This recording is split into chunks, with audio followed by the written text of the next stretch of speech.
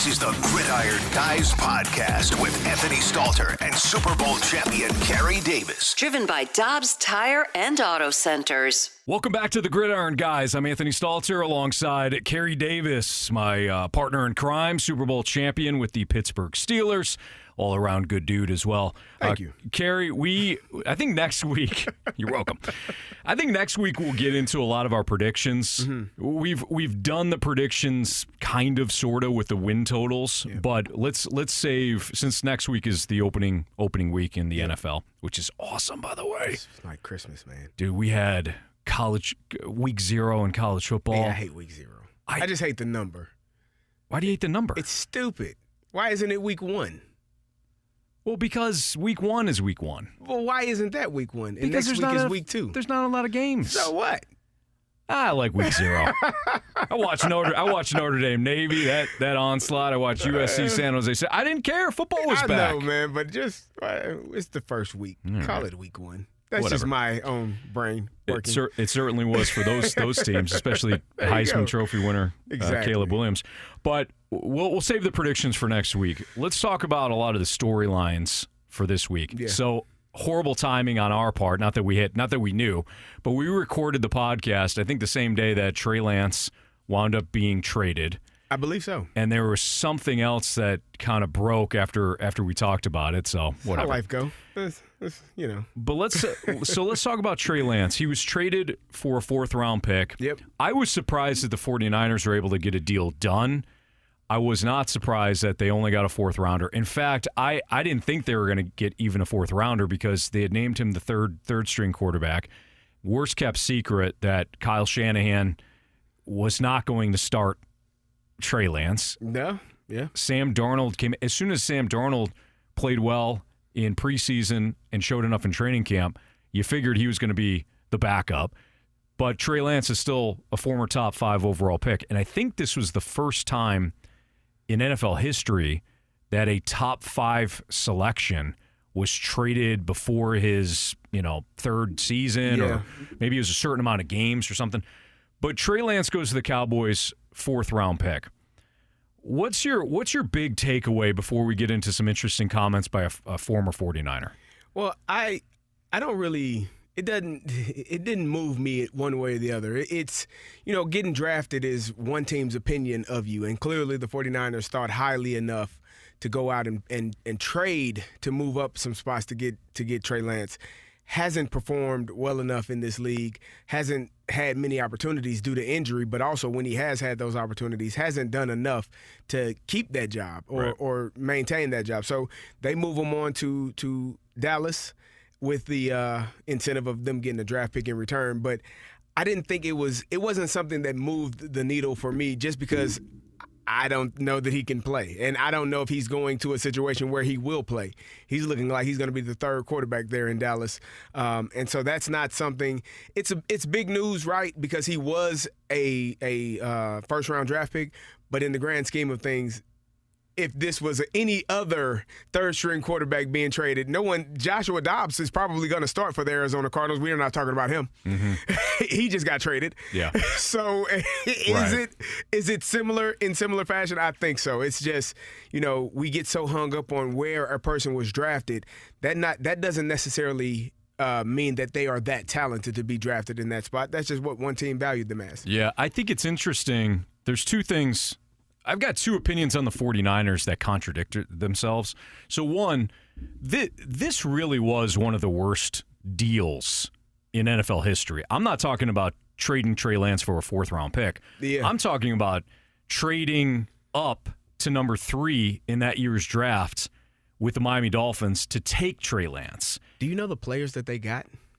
The players that the Dolphins got? Yeah. Oh, it's if you connect all the dots, I think they built their defense on it, right? Well, one was Jalen Waddle. Jalen Waddle was one. Then they used, I think, one of the picks to trade for Tyreek Hill and Bradley Chubb. Okay, there you go. Yeah. So essentially, Bradley Chubb, Tyreek Hill, and Jalen Waddle. And I feel like it's one more person that I'm missing out. Oh, well, the 49ers could have taken the player that Trey Lance is on the team with now because he's the actual person that the Cowboys took, and that's Michael Parsons. Wow. That's who fell to that spot where they were at. Okay. And so you look at all of the things that you could have gotten or all of the pieces that were moved because of that decision that you made. If you're the 49ers, if you're not kicking yourself in the ass, somebody else should. Yeah.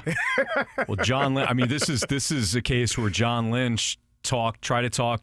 He did. He did. He successfully talked Kyle Shanahan, the head coach and the play caller, into Trey Lance. Yeah. The reports were that Kyle Shanahan was enamored with Mac Jones, but they were worried about the Patriots, who eventually stood and took Mac Jones, but they were worried about the Patriots getting him. That was the big concern initially, because when they first traded up to number 3, that was the conversation. Right. Kyle Shanahan's in love with Mac Jones. They're going to take Mac Jones. And then the word started to spread of, well, you can't take Mac Jones there because Trey Lance he's got the higher ceiling and all, and they wound up taking Trey Lance. But all along, Kyle Shanahan wanted Mac Jones for his offense. Yeah. And he wound up with a different version of Mac Jones in Brock Purdy.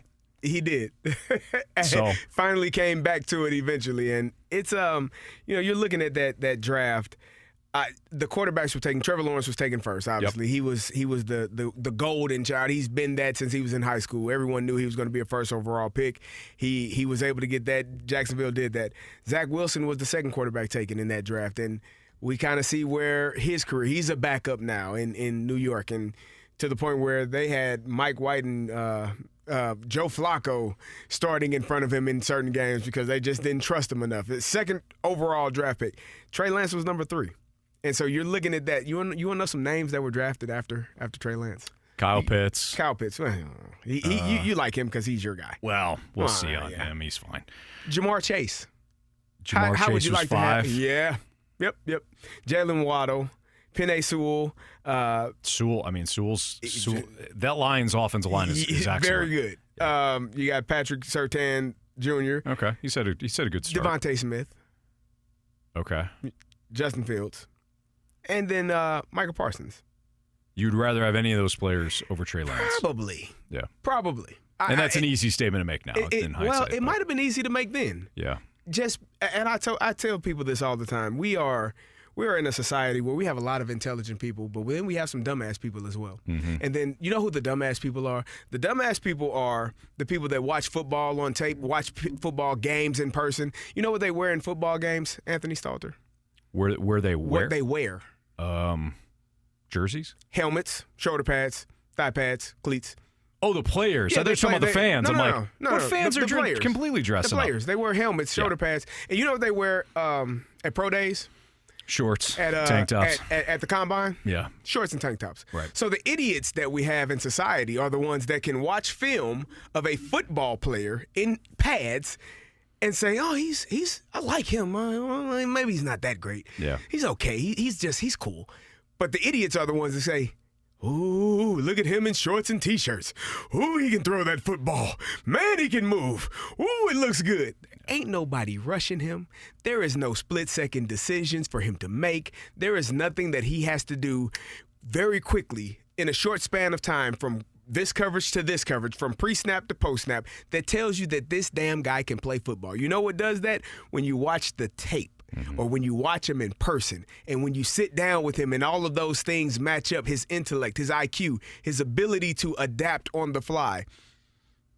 I don't know that I can make that decision in watching a guy just in shorts. I can watch it. I can put all of those things together and know what I got. Yeah. And I think the 49ers fell victim to that. They saw a guy with extreme arm talent, a guy with athleticism, which they were missing with Jimmy G. They didn't have the athleticism. They didn't have the extreme arm talent. Jimmy G was getting hurt, but he had also taken you to the Super Bowl, I'm not mistaken. And another NFC championship. And another NFC championship. So it's not like he could was have been just another Super Bowl. Could have been. So that's what the 49ers did. So when I said earlier, if they're not kicking themselves in the ass, hopefully someone else is. Yeah. Because that was a poor decision.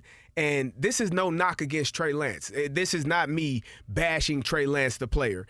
There are levels to good and great and Hall of Fame players. You got your average, your good, your great, and your Hall of Fame players. When you move up in the draft, you're expecting that guy to be a generational Hall of Fame type of player. When you give up all of the draft capital and you see all the players that go after them, Jamar Chase might be a Hall of Famer. Yeah. Michael Parsons might be a Hall of Famer. Like, those are names when you look at him like, oh, that guy.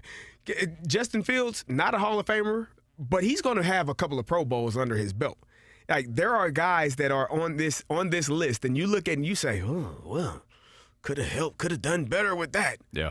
And so that's where the frustration comes in, but it's all because people become enamored with what they see in guys in shorts and shirts. Right. That's weird. And you're right, because Trey Lance just hadn't played.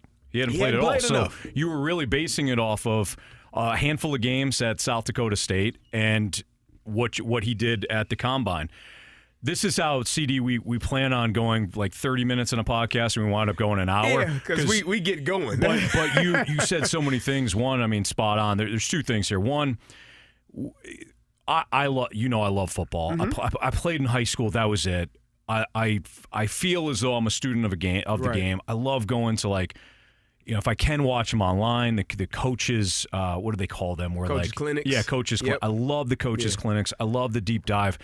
Carey, even me, I love football, but I didn't realize until I sat down with you when we were at the Dome watching Rams games side by side, where I'm talking to you like, hey, okay, what's this guy doing? And you explaining it to me and what I'm actually watching. Right. Before to realize, I'm like, I'm not even watching what I think I'm watching. Right.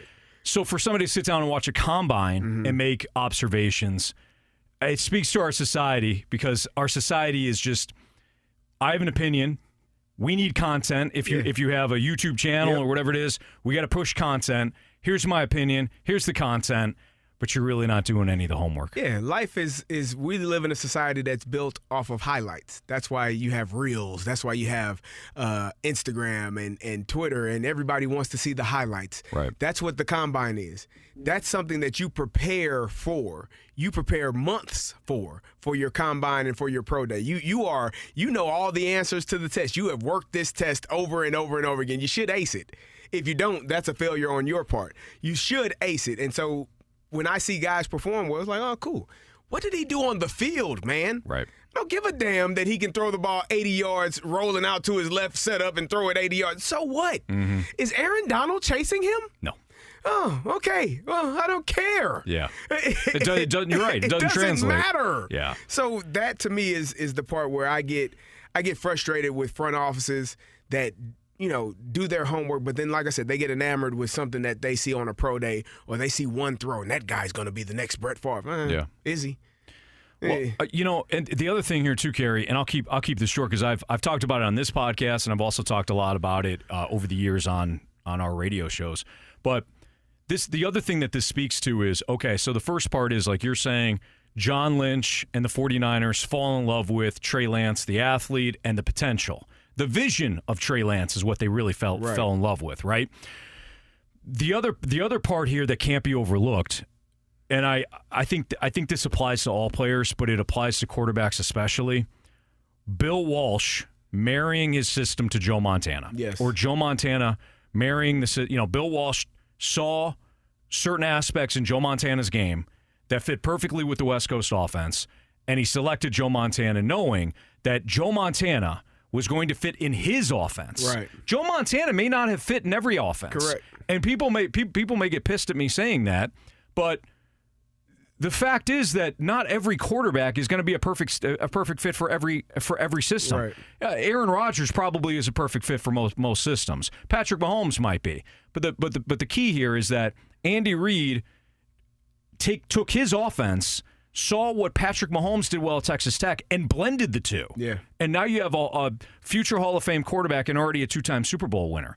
Tom Brady, after initially with the Patriots, that team being more defense and managed the game, to a 2007 team, Brady and McDaniels found a way to marry the two things. Yes. Me as a play caller, Josh McDaniels. Me as the quarterback, Tom Brady. And they developed the Tom Brady offense. They did. You marry the two. So John Lynch falling in love with Trey Lance in shorts and a T-shirt is one aspect. The other aspect is, do you know what Kyle Shanahan's offense is about? Do you know what Kyle Shanahan's – this is your head coach and your play caller. Yeah. Trey Lance probably was a horrible fit for Kyle Shanahan's offense. Maybe. Shanahan knew it. Yeah.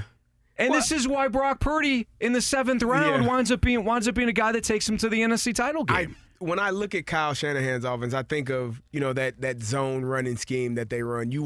What you want off of that is a quarterback that can play boot, action, that can roll out, that can be athletic and make something happen with his feet. So I think the idea for Trey Lance was probably correct. Mm-hmm. The player, himself, was not. Right. And you look at Brock Purdy, who probably not as fast as Trey Lance, maybe can't throw the ball as far as Trey Lance, but is much better suited for what that offense needs. All I need you to do is get back there and hand the damn ball off to Christian McCaffrey. Hand it off to – pick a running back. Pick a name out of a hat. They'll figure it out. But you hand it off to him. Maybe you hand it off to Debo. Maybe you boot after you fake the handoff and throw to Debo in the flat. Maybe you throw to George Kittle in the flat. Maybe you throw it to him on an over route. And we got a 20-yard play because everybody's looking at Christian McCaffrey, and we are able to boot out. And now we got guys open down the field. But, Carey, you know this. When you're booting out, you're turning your back to the defense. Yep. So when you turn back around, it's that ability to process. Exactly. Yes. So you're turning back around, you're looking at the defense. The field might be cut in half at that point. Great. But you still got to process now on the run. Yes. So quickly. Quickly. The other thing was, I said I got 2 points on Trey Lance that might contradict themselves. So one of the things is, and we got into it, you screwed up. You traded up. This could have blown up in the 49ers' face badly. In fact, for most teams, it would. Right. It would have.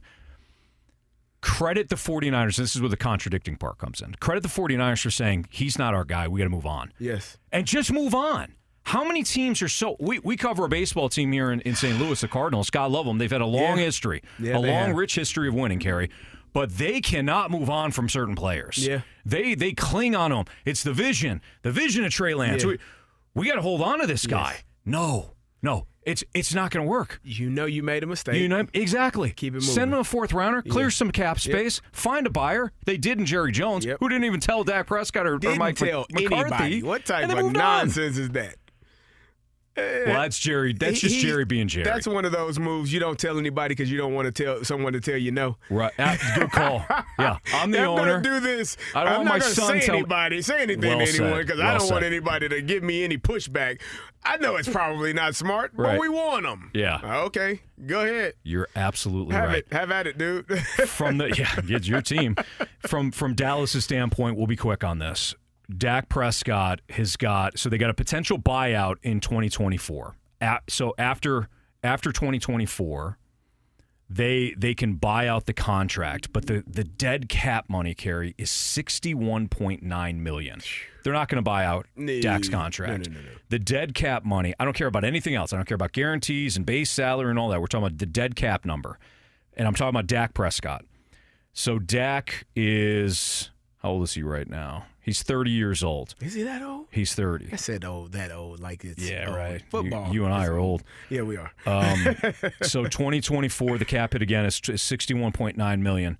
In 2025, the dead cap number is $36.4 million. My point is, Dak's going to be the Dallas Cowboys quarterback for the next 3 years.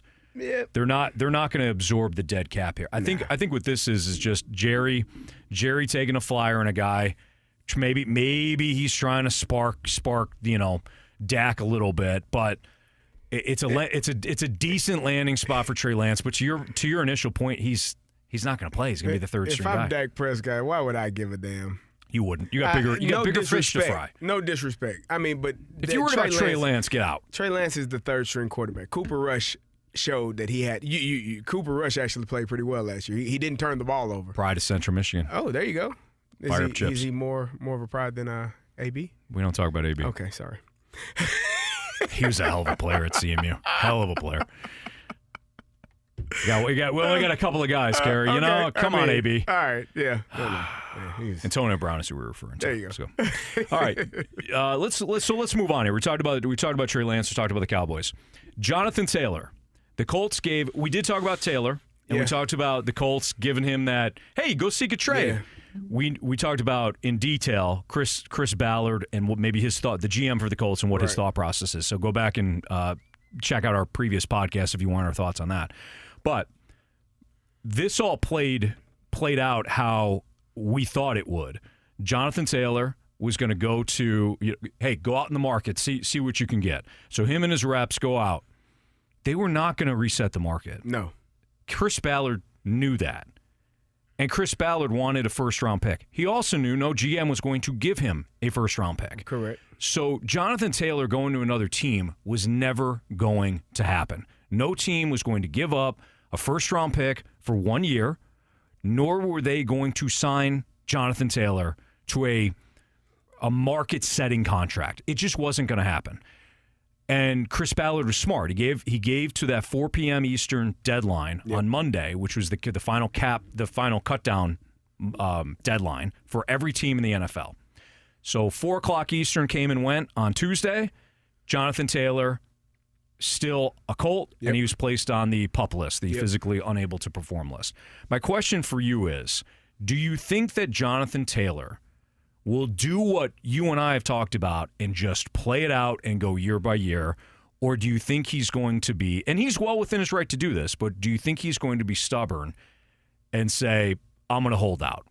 Well, I think by him being on the PUP list, obviously he's going to be on the roster, just getting the salary, not playing, unable to play for the first four weeks. What I think actually took place here is I think the Colts said, yeah, we'll keep you on the PUP list because we do plan on trading you.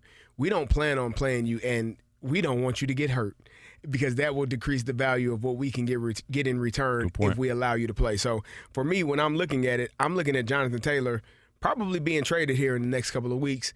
Maybe the deals were close, but not close enough. You're up on the clock, not able to get the deal done before yesterday at 4 p.m., as you said. So you have the idea that he's going to be traded. I know Miami was one of the suitors looking at him potentially moving, but it doesn't matter what he does. He's a free agent next year. He's the end of his contract is this season. He was a second-round draft pick, so he didn't have the fifth-year option like all first-round draft picks do.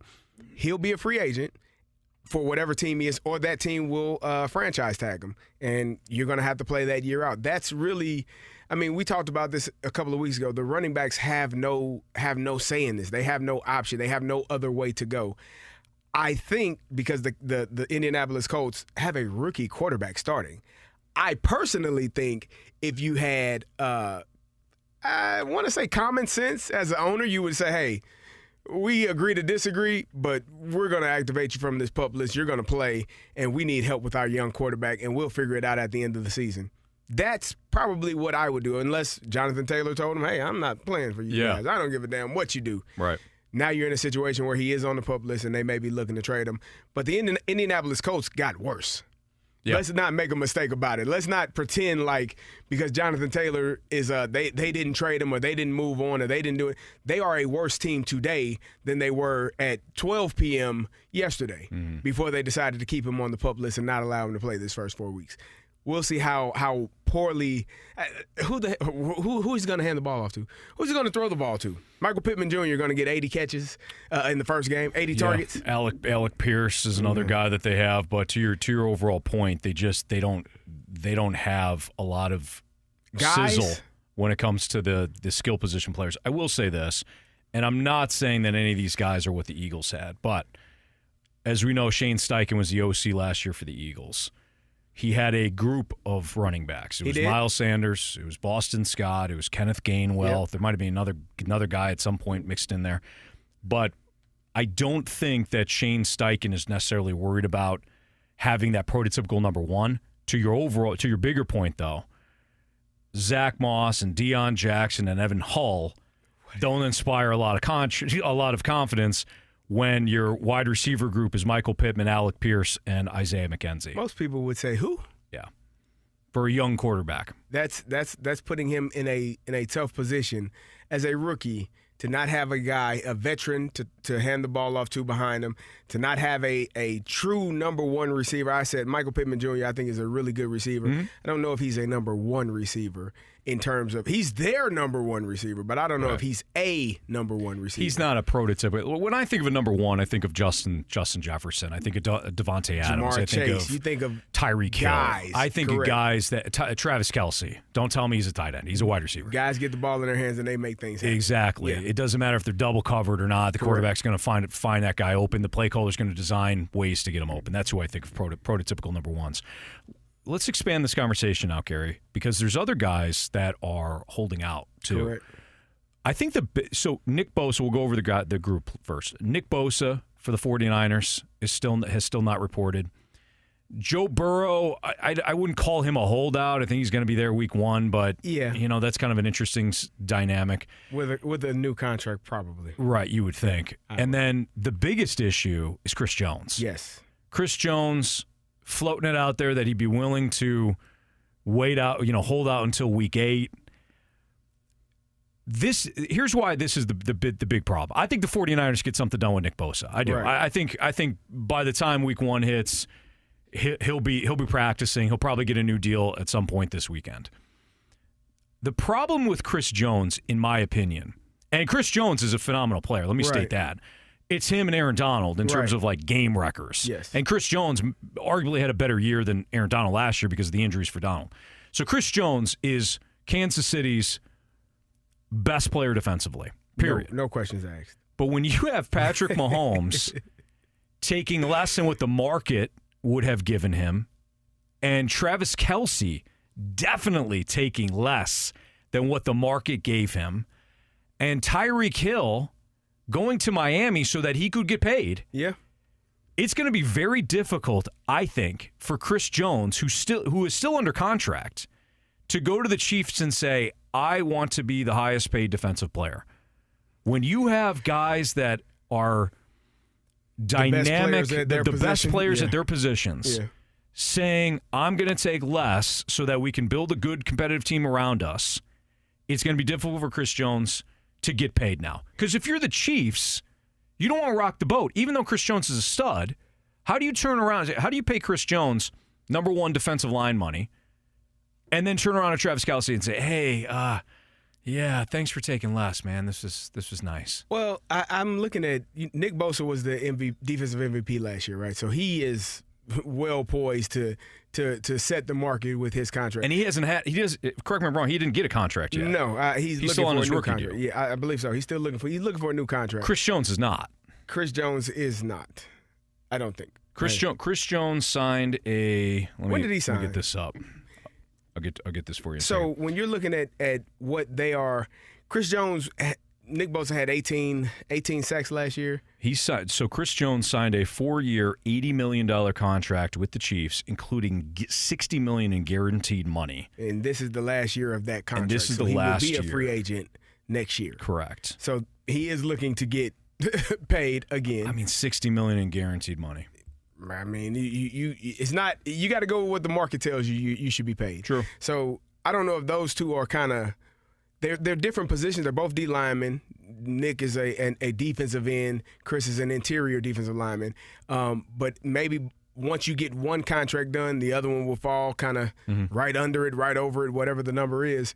But the impact that these two players have, you looking at 1A, 1B from last season in terms of, potential MVPs. Obviously, Nick Bosa won it, but you got two guys there that both could have been MVPs of the league. Chris Jones is the Kansas City Chiefs' best defensive player. He's probably the third best player on that team, maybe 2A, 2B, if you want to say him and Travis Kelce vying for that spot. You have to pay him accordingly. And so the question that I have for you is, which one of these teams is hurt most by these holdouts or by these guys not playing, between Jonathan Taylor, Nick Bosa, Chris Jones, Joey Burrow? We believe he's going to play. Yeah. He hasn't had. He's not out right now because of contract. It's because of a calf injury. Right. But there's rumblings that maybe that contract looming is playing a little bit of part of why he's moving a little bit slower, not the calf. But which one of those guys has the greatest impact for their team to be successful this year? So I'm going to eliminate the Bengals conversation because I think Joe Burrow is going to be – he's going to be fine. there. He's going to be okay. I'm also going to eliminate the Colts conversation because, one, Jonathan Taylor, as good of a player as he is coming off a down year. And the Colts, to me, are not a contender. I don't think they don't have enough. They're rookie quarterback Anthony Richardson, who did not play well last year. I love the talent, but we'll see, because the talent didn't really show itself that much at Florida last year. A year ago, 2 years ago, when he was split in time, I think he was a better quarterback. But the conversation to me is Nick Bosa and Chris Jones, because Nick Bosa plays on a line, and he's phenomenal. He's better than his brother, in my opinion. Okay. because he plays on a line that's stacked, on a team that's stacked, on a defense that's stacked. Yeah. Losing him would be a huge blow, but not to the level of Chris Jones and Kansas City because of what the Chiefs have on their O-line. You take Chris Jones off of the Chiefs' defense. That's and I know they played well in the Super Bowl. It's hard to find another guy. It's hard to find another guy. Nick Bolton had a really good season last year. Okay, so when you go through it, Nick Bolton, former Mizzou Tiger. Yep. So Bolton had a very good year. The corner, the secondary is fine but not great. Who else is rushing the passer? Yeah. Who else do you love on that in that front seven Chiefs defense that you think is a true game wrecker? They drafted George Karlaftis last season, first round. He was I think that was a surprising pick when they got him. But he's not one of those guys that you deem as. I'm talking about offensive coordinators not being able to sleep. Because there are guys when the night before. There are guys that when you do your prep for that Sunday's game or whenever you play, there's certain guys you highlight. We got to know where he is. We got to know where he is. Mm-hmm. We got to know where the hell. We better know where the hell he is, or we're going to have a long. Chris Jones is on that list of you got to know how we're going to block him, who's going to block him. Sometimes you allocate more than two people to him: a guard, a center, and a running back chipping his way through. We gotta make sure that this guy is blocked every single snap, or we won't have a game to even talk about. It's gonna be over before we can get it started. So. I agree. Nick Bosa is that also, though. 100%. Nick Bosa off of the edge is a problem, is a troublemaker for offenses. And it's a little bit harder to put three guys on a defensive end than it is on a defensive tackle. You can get two guys. You can get a tackle and a running back chipping his way through. Maybe you have a tight end to assist on his way out, but it's not great. So I don't know. I don't know which one is more valuable to that team. I almost feel like it's Nick Bosa, but not the reason that you think Chris Jones is. I think Chris Jones is more expendable because you got Patrick Mahomes. Yeah, that's a different way to say it. Right. I kind of focus on the defense, but if you take a step back, if you score, I know Patrick is going to score as well. So that I think he is less. Not less valuable, but less valuable in that way because offensively, Patrick Mahomes is going to score with anyone. Yeah. And so even if you don't have the greatest defense on your side, offensively you got a quarterback that is going to make plays and make things happen. I don't think the San Francisco 49ers offense is that as explosive as the Kansas City Chiefs are just because of that quarterback position. Yeah, no, good call. And before any Chiefs fans get mad at me, I'm not saying that the Chiefs don't have good defenders. I mean, they had 6 different rookies play at least 250 defensive snaps last year. So they're a team that won the Super Bowl last year and played a lot of young guys. Yeah. They're going to get better. What I'm talking about is game wreckers. Yes. And I think any Chiefs fan that has watched, defensively and have had to hold their breath at times, including that Super Bowl year against the 49ers, halfway through that year, you were wondering if the Chiefs defense was just going to flat out be the anchor that holds Patrick Mahomes back from winning the Super Bowl. And granted, they got better in the second half that year. They played well in the playoffs. But what I'm talking about is you got one guy that will keep offensive play callers up at night, and that's Chris Jones, and he's holding out. One other thing, and I should have included this at the end of the Trey Lance conversation, Carey. I made reference to it, but then I moved right into Jonathan Taylor. But one other thing before we move on, or before we close out the podcast, you brought to my attention the comments made by Jimmy Garoppolo on I don't know if he's on a radio show or a podcast, talking about the host asked Jimmy G, now with the Raiders, of course, formerly of the 49ers, what his thoughts were on Trey Lance and Trey Lance being traded. And Jimmy G said, he loves Trey Lance. I'm paraphrasing. He loves Trey Lance. That's his guy, wishes him the best and all that. But he also made a comment that the 49ers he basically alluded to the 49ers a bit of a mess. Yeah, it's a weird situation. Yeah, it's a weird situation. The host asked him, what does he think about what's going on in San Francisco with the quarterback situation? Jimmy G said, what do you think? Right, what do you think shot about right it? back to him. I mean, it's we talked about it, man. Like if you're Jimmy G and you had done the things you had done. Now, granted, he was injured a lot, which causes teams to panic. If your quarterback can't stay healthy, regardless of how well he plays, you're going to be looking in a different direction to solidify that position, to give you more depth in that position should he go down again, speaking of Jimmy G. The way that they did it, though, the person that they went to get, how you moved up in the draft, I'm sure as a quarterback, I don't know if I ever told you this. So I had a teammate, and he called me one day. He called me the day of the draft. He said, man, it's been real, man. Love you, bro. Been good, man. I appreciate you. I said, what you talking about? He said, they just drafted my position in the first round. He said, the writing is on the wall, CD. Yeah. Like, and was it? Oh, yeah. Oh, yeah. It definitely was. If your position gets drafted in the first round, man, yeah, you're in trouble. Chances are that guy is going to get opportunities. And my guy called me, man, love you, bro. He hadn't been cut yet. he just was watching the draft. And he called me and said, hey, love you, bro. Been real. I'm going to catch up with you. Did he get cut? Yes, he got cut. I don't even think he made it to training camp. Like, of course. He knew. He knew. Yeah. And so Jimmy G knew. And everyone in the organization felt like they knew when it came to Trey Lance. Unfortunately, it didn't work out that way. And Jimmy G was still there until he wasn't, until he got injured. And now Brock Purdy takes over. And so you're looking at that situation. And I'm sure Jimmy G is like, man, what the hell are we doing? When he was there, when he was still in San Francisco, what the hell are we doing? Why would we make that decision? You're putting a young player in a bad situation, a guy that, as you said, hadn't had many college snaps. Hell, hadn't thrown a lot of high school snaps, hadn't had a lot of high school snaps at quarterback. Just an athlete, a guy that has natural ability when the pressure wasn't on in shorts and T-shirts. And so, yeah, Jimmy G looking at that situation, I don't know. It kind of reminds me, the worst is when you got, so Goodell usually reads the first round, and then you start mixing in like former players.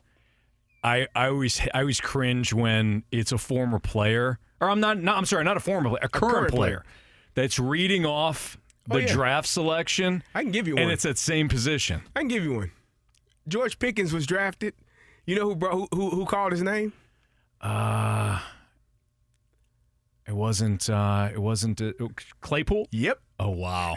Yep. I was about to say it wasn't Deontay Johnson. It was Chase Claypool, which was intriguing to me. As I watched, I said, you're calling the guy that's going to take your place. And that's exactly what happened. That's exactly what happened. Yeah. So, yeah, players beware. If the team asks you to call up the draft pick, hey, who the hell we drafting? Yeah. Yeah, who we taking? If it's your position, I'll pass. I'll pass. Give somebody else give it to somebody else. I got to work out for other teams now. All right, Carey Davis, Anthony Stalter. It's the Gridiron guys. We appreciate everybody listening. We'll keep this one a little bit shorter. Next week, CD, you want to do predictions? Definitely. Let's do predictions. We'll do division by division predictions all in one podcast. We'll do playoff wild card predictions. We'll break it all down, and we'll actually, because I hate when shows don't save the picks for later on. Yeah, you got to save. We'll save them. See how good we were. How exactly. terrible we may have been. And we're probably going to be pretty bad when it's all said and done. Most predictions are, because hey, it's football. It's why you play the game, right? Indeed. For Carey Davis, Super Bowl champion with the Pittsburgh Steelers, I'm Anthony Stalter. Again, we appreciate you listening to the Gridiron guys. We'll see you next week. Thanks for listening to the Gridiron Guys podcast with Super Bowl champion Carey Davis and Anthony Stalter. Driven by Dobbs Tire and Auto Centers. Check out the Gridiron Guys podcast page at 101ESPN.com.